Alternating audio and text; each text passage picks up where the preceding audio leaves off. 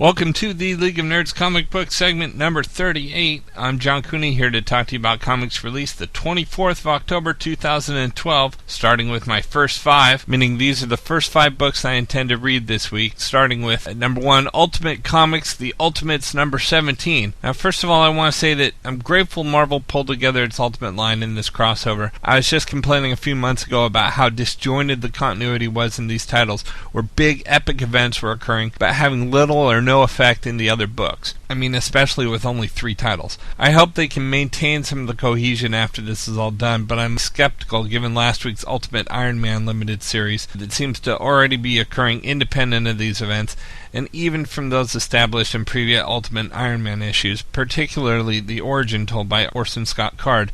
But that's a tangent. Back to the Ultimates. This is the United We Stand storyline continuing as Captain America has been elected as the new president of the U.S., and somewhat surprisingly as he was a write-in vote after his heroic actions trying to unite the divided country from the Divided We Fall storyline. He accepts the election and in one day solves crisis between North and South Carolina, Detroit, and an attempt to kill him. Meanwhile, Thor faces the one who's pulling the strings on all the disasters that are happening, Modi, his son. So in issue 17, we've got Captain America, Thor, and Iron Man battling the forces that are ripping America apart. It's Ultimate Hydra versus Ultimate Shield, and we have the revelation of the secret weapon that could tip the balance forever. At number 2 this week we've got AvX Consequences number 3. Now this book's hard to talk about without giving away anything for those who haven't completed AvX yet, but at the same time I'm getting a little tired of Marvel solicits that only say classified, because I know as a retailer you depend on those small blurbs in order to place orders, and in this age of digital comics many depend on those same blurbs for purchasing decisions. But I'm digressing again. I'm glad they're publishing Avengers vs. X-Men Consequences, because as I read the AvX stories, I remember thinking that it was too much to just be swept under the rug afterwards, and too big to return back to the status quo. Now, using it as a springboard to the new Marvel Now initiative and trying to bring new readers in during this massive aftermath is a bit ambitious. It's certainly not a clean slate, so I appreciate having a book like this that demonstrates the results of the conflict that are being felt throughout the Marvel Universe. At number 3 this week we've got Talon number 1. This is a new series spinning out of the Night of the Owls, and after many years on the run, Calvin Rose returns to Gotham City to investigate the fallout from the Night of the Owls.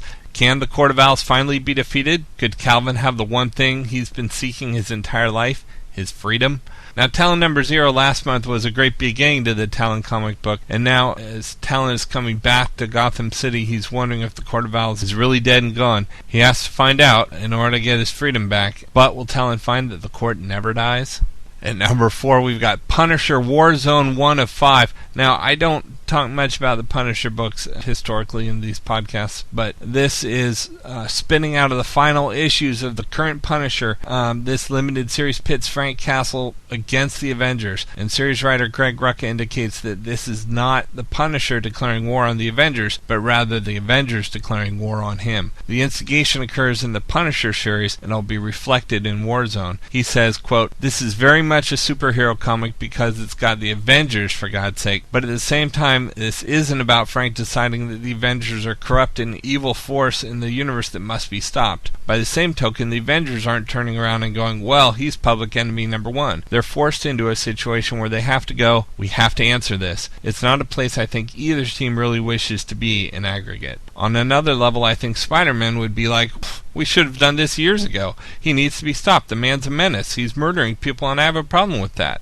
The fact that they haven't gotten off their, asses to do anything about it is due primarily to having higher priorities, but also because they didn't want the headache. The Avengers aren't going to kill him, so what are they going to do? They're going to capture and incarcerate? Well, that's not really a problem for Frank. This isn't as simple for the Avengers going, we've got to stop him. How do you stop him? How do you stop him short of killing him? That's the problem they're going to have to deal with." Close quote. And at number 5 this week, we've got Avengers number 32. The End Time storyline continues as the Avengers follow the signal trail to one of their greatest unsolved mysteries in Avengers history, and a shocking reveal that'll leave the internet abuzz. Now, it's complete speculation on my part, but I have my suspicions as to the identity of the mysterious woman who has activated the signal calling to the Avengers in issue 31, and we get further into the End Time storyline by Brian Michael Bendis that wraps up his 8-year run on Avengers. In a recent interview, he said, quote, "The status quo has been around for 8 years. It's quite a lengthy amount of time for any status quo in any comic of any company, so it's certainly a good time for me to wrap up certain storylines, to make my final statements on some of these characters. Some characters will be moving on to a new chapter in their life, and other characters will be deciding what it means to be an Avenger. Not all the characters will survive this last story. I'm losing some babies. I'm losing some characters that mean the world to me. So when you add up all the elements that I just described, that is the status quo change. A lot is going to happen in the next 4 issues. Some great celebratory things, some tragic things, all setting the stage for my friend Jonathan Hickman, who has his own status quo to try to achieve. I'm going to do the best I can to make that happen." Close quote. Rounding out the top 10 this week, we have at number 6, Amazing Spider-Man number 696, Danger Zone Part 2, Goblins Go to War, as Peter Parker is caught dead center. This is building up to the final Amazing Spider-Man number 700. At number 7, we've got Batman The Dark Knight number 13. Batman is pushed to his limits as he faces a fear toxin unlike any he's ever encountered. What is Batman most afraid of? Find out here, and more on the Scarecrow's origin.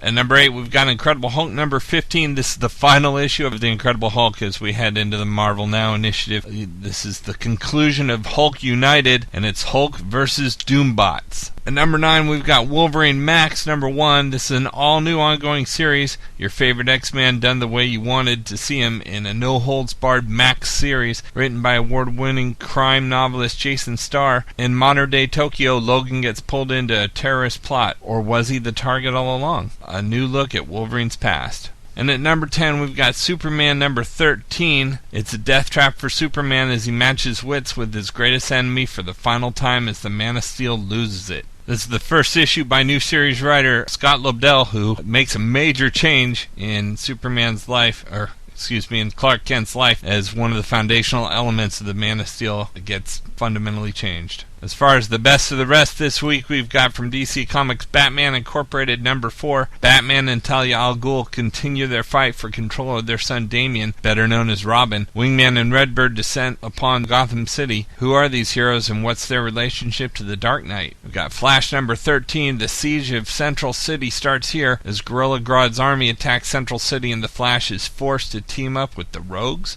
We've got National Comics Madam X number 1. The classic DC character Madame Xanadu is reimagined in this compelling new way. The once famous tarot card reader Madam X now works at a law firm as the resident psychic.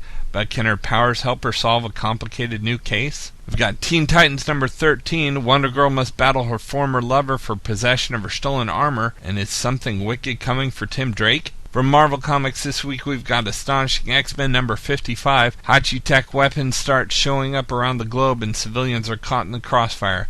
The team must make a decision, take down Hachi or save Karma. We've got Gambit number 4, the world-shaking conclusion of the first arc of Gambit's new ongoing series. Cursed by an ancient artifact, betrayed by his only ally, and staring down a Guatemalan god monster accidentally loosed on Earth, it's going to take all of Gambit's cunning to win the day this time. We've got Secret Avengers number 33. The rise of the Descendants begins here. The event that will devastate the lives of the Secret Avengers. Descendants siege on Avengers Lighthouse Station. Father launches his invasion. Can the Marvel Universe survive a plague of contagious robotic evolution? Terrible new Avengers foe is born. Beware the bite of the Black Ant. We've got X-Treme X-Men number 5. The Xavier Gang attacks.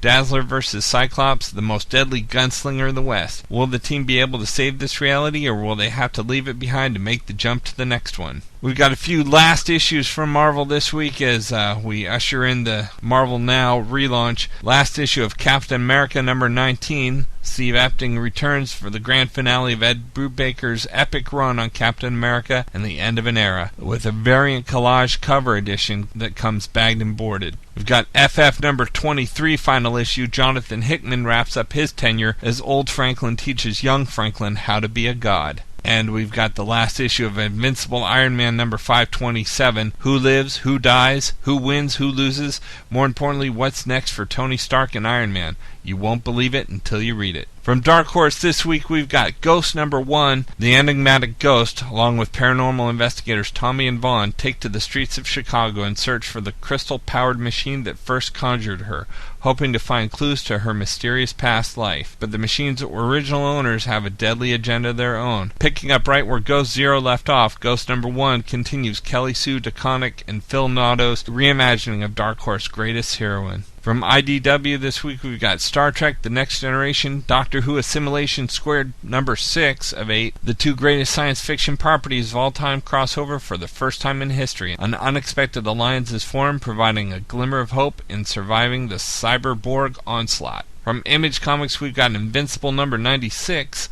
The Flaxen invasion comes to a horrible, violent end. Robot and Monster Girl will never be the same again as their secrets are revealed. The new Invincible has gotten a taste of what his new role will require, and meanwhile back at home, Mark Grayson is growing stronger. In trades this week, we've got Wolverine and the X-Men by Jason Aaron, Volume 1. Wolverine has taken half of the X-Men back to Westchester to start over. Schism tore them apart, but can Wolverine lead the new children of the Atom into the future? Only if they survive the new Hellfire Club and the return of another classic villain. Collecting Wolverine and the X-Men 1 through 4. We've got X Factor Volume 16 together again for the first time. As Havoc and Polaris take the reins of X Factor investigations, the Isolationist makes a chilling return. Then, when someone or something begins eviscerating superheroes in Seattle, X Factor is called in to investigate. But when they encounter the villainous Scattershot, who looks suspiciously like two members of X Factor, Shatterstar goes berserk. Plus, Monet calls out Layla, and what starts as a catfight rapidly gets ugly, and a departed member of X Factor returns, collecting X Factor number 233 to 236. And finally, from Valiant, we've got Valiant Masters Bloodshot Volume 1, Blood of the Machine hardcover. This is the first in an all-new library of Valiant classics. Collected for the first time anywhere, the best-selling title of the 90s is back. Representing the first arc of his original Avengers, Bloodshot comes armed to the teeth with bullets, nanites, and questions. With all of New York as his battlefield, Bloodshot wages a one-man war for the secrets to his past. But with the whole of New York's mafia underground hot on his tail, he'll soon realize that some questions are better left unanswered. With appearances from Ninjak, Eternal Warrior,